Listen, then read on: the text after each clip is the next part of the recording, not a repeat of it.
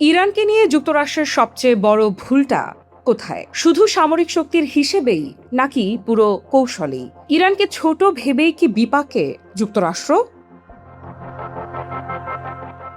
তুরস্কের একটি গণমাধ্যমকে দেয়া সাক্ষাৎকারে ইরানের পররাষ্ট্রমন্ত্রী আব্বাস আরাকচি স্পষ্ট ভাষায় বলেন, যুক্তরাষ্ট্র যুদ্ধ শুরু করে ভুল করেছে। শুধু তাই নয়, তারা ইরানের সামরিক সক্ষমতা সম্পর্কে যে ধারণা করেছিল বাস্তবতা তার সঙ্গে মেলেনি বলেও দাবি করেন তিনি।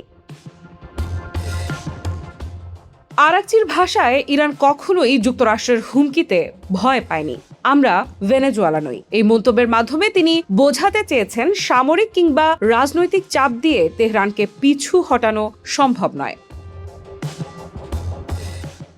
ইরানের পররাষ্ট্রমন্ত্রী আরও দাবি করেন, যুক্তরাষ্ট্রের মিত্র ইসরায়েল ভেবেছিল স্বল্প সময়ের তীব্র হামলার মাধ্যমে ইরানকে দুর্বল করে দেওয়া যাবে, কিন্তু যুদ্ধের বাস্তবতা তাদের সেই হিসেব বদলে দিয়েছে। তার ভাষায়, হামলা হয়েছে, ক্ষতিও হয়েছে, কিন্তু ইরানের সামরিক ও রাষ্ট্রীয় কাঠামো ভেঙে পড়েনি।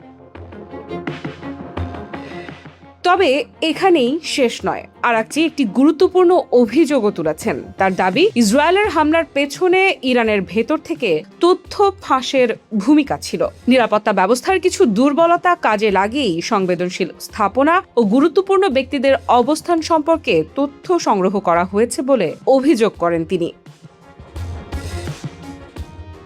আরাকচির দাবি অনুযায়ী, ইসরায়েলের গোয়েন্দা সংস্থার সঙ্গে যুক্ত ব্যক্তিরা জানতেন যে ইরানের প্রয়াত সাবেক সর্বোচ্চ ধর্মীয় নেতা আয়াতুল্লাহ আলী খামেনি প্রতিদিন সকালে তার কার্যালয়ে উপস্থিত থাকেন। এই তথ্য কিভাবে বাইরে গেল তা নিয়েও তদন্ত চলছে বলে ইঙ্গিত দেন তিনি। সবচেয়ে আলোচিত বক্তব্য আসে হরমুজ প্রণালী নিয়ে। আরাকচি বলেন, যদি ইরানের সাবেক সর্বোচ্চ ধর্মীয় নেতার উপর হামলা হতো, তাহলে হরমুজ প্রণালী বন্ধ করে দেওয়ার পরিকল্পনা আগে থেকেই প্রস্তুত ছিল। বিশ্বের জ্বালানি সরবরাহের অন্যতম গুরুত্বপূর্ণ এই নৌপথে কোনো ধরনের অচল অবস্থা তৈরি হলে আন্তর্জাতিক বাজারে বড় ধরনের প্রভাব পড়তে পারে।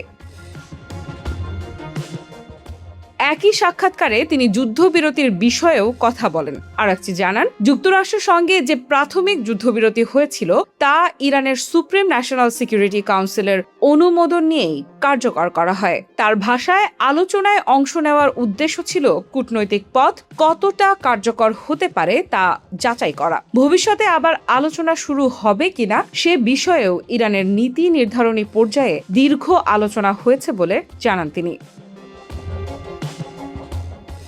আরাকচির এই বক্তব্য নতুন করে একটি প্রশ্ন সামনে এনেছে। মধ্যপ্রাচ্যে শক্তির ভারসাম্য নিয়ে যুক্তরাষ্ট্র ও তার মিত্রদের মূল্যায়ন কি বাস্তবতার সঙ্গে পুরোপুরি মিলছে, নাকি যুদ্ধের অভিজ্ঞতা নতুন করে কৌশল বদলাতে বাধ্য করছে সবাইকে?